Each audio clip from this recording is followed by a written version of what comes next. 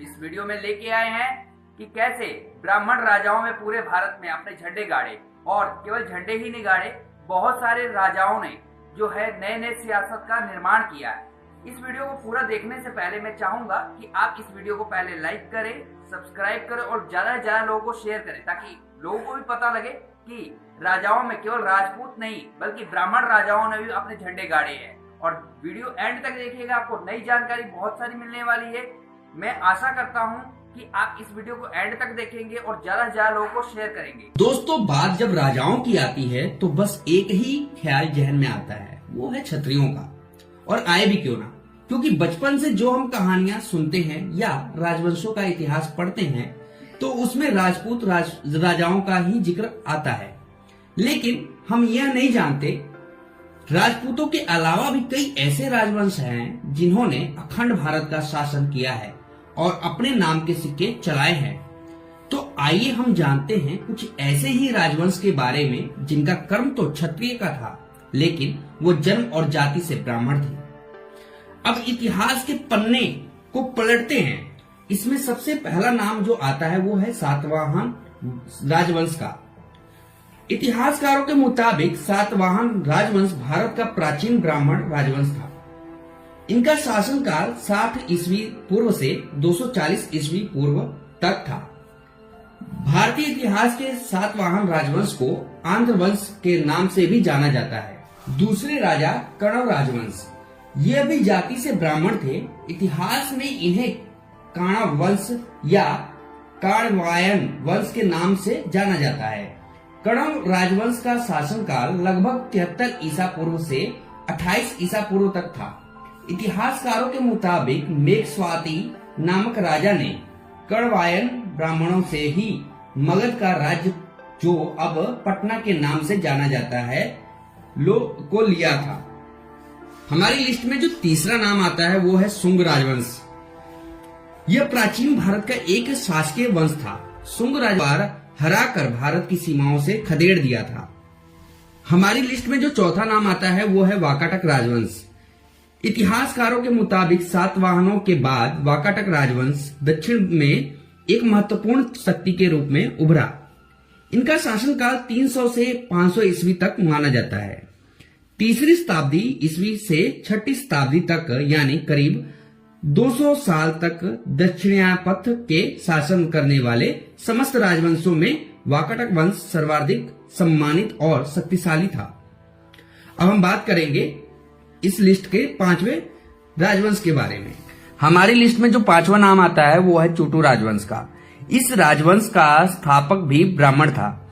चूटू राजवंश के शासकों ने दक्षिण भारत में ईसा पूर्व 1ली शताब्दी से लेकर 3री शताब्दी तक शासन किया। चूटू राजवंश की राजधानी वर्तमान कर्नाटक के उत्तर कन्नड़ जिले के बनवासी में थी। इतिहासकारों के अनुसार चूटू शासकों के शिलालेख कर्नाटक से प्राप्त सबसे प्राचीन शिलालेख में से हैं। अब हमारी जो लिस्ट में 6वां नंबर पे जो आता है वो है कदम्ब राजवंश की। जो कदम्ब राजवंश भी दक्षिण भारत का एक प्राचीन कालीन ब्राह्मण राजवंश था। कदम्ब कुल का गोत्र मानव्य था। कदम्ब राजवंश के लोग अपनी उत्पत्ति हरिति से मानते थे।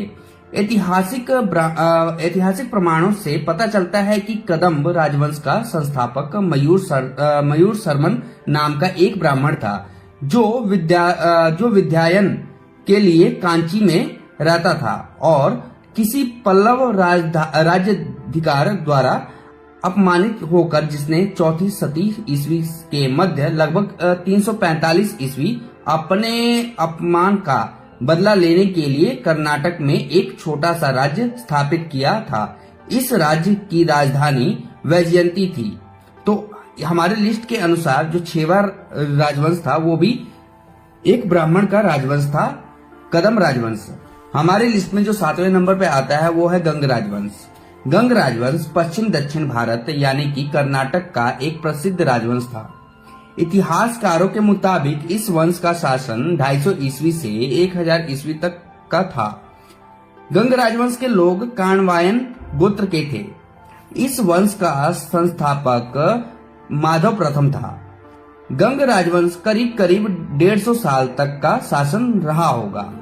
इसका शासनकाल 250 से 400 ईस्वी के बीच रहा। हमारी लिस्ट में जो 8वें नंबर पे आता है वो है वर्मन राजवंश। यह राजवंश भी ब्राह्मण जाति से ही था। यह प्राचीन भारत का एकमात्र ऐसा राजवंश है नाम चीनी इतिहास में फनहू ताक के नाम से मिलता है। इस राजवंश के 380 से 413 ईस्वी तक शासन किया। वर्मन राजवंश के संस्थापक श्री भद्रवर्मन को माना जाता है। हमारी लिस्ट में जो 9वें नंबर पे आते हैं वो है संगम राजवंश। संगम राजवंश की स्थापना विजयनगर साम्राज्य के हरिहर और बुक्का ने अपने पिता संगम के नाम पर किया था। इनका शासनकाल 1336 से 1485 ईस्वी तक माना जाता है। ऐतिहासिक साक्ष्यों के अनुसार विजयनगर साम्राज्य पर राज करने वाला संगम प्रथम ब्राह्मण शासक था। अभी हम बात करें 10वें राजवंश की, तो 10वें नंबर पे जो आते हैं वो है सालू राजवंश। सालू राजवंश का संस्थापक सालू नरसिंह था। 1485 ईस्वी में संगम वंश के विरूपाक्ष द्वितीय की हत्या के बाद नरसिंह के सेनापति नरसा नायक ने विजयनगर साम्राज्य पर अधिकार कर सालू नरसिंह को वहां का राजा बना दिया। अब हम बात करें 11वें की, तो 11वें नंबर पे आते हैं चर्च राजवंश। चर्च राजवंश इनका शासनकाल ईस्वी सन 769 के आसपास था। चर्च और चंद्र ये दोनों ही राजा ब्राह्मण थे। ऐतिहासिक प्रमाणों के अनुसार चर्च पुत्र दाहिर को मुहम्मद इब्न कसीन ने युद्ध में हराया था। इसी तरह ईस्वी सन 977 के पहले बठिंडा जयपाल का राज्य था। जयपाल भी ब्राह्मण शासक था। जयपाल को हराकर सुकुब्तगीन ने बठिंडा को अपनी राजधानी बनाया था। अब बात करते हैं मध्यकालीन इतिहास की, तो इसमें तो उभर कर नाम आता है वो पेशवाई या पेशवा राजवंश का है। पेशवाओं ने भारत के विभिन्न हिस्सों में 1714 से लेकर 1818 ईस्वी तक यानी करीब 100 साल तक शासन किया। इनमें बावीराव पेशवा का नाम प्रमुख है। इसके अलावा अंग्रेजों के राज में ब्राह्मण शासकों का दबदबा रहा है। इन शासकों ने दरभंग नरेश, काशी नरेश, जैन नरेश, बेतिया नरेश, टिकरी नरेश, अयोध्या राज, हथुआ, तमकुही, अनापुर, अमावा, बभनगावा, भरतपुरा, धरहरा राज, शिवहर राज, मकसूदपुर आदि के शासन रहा है।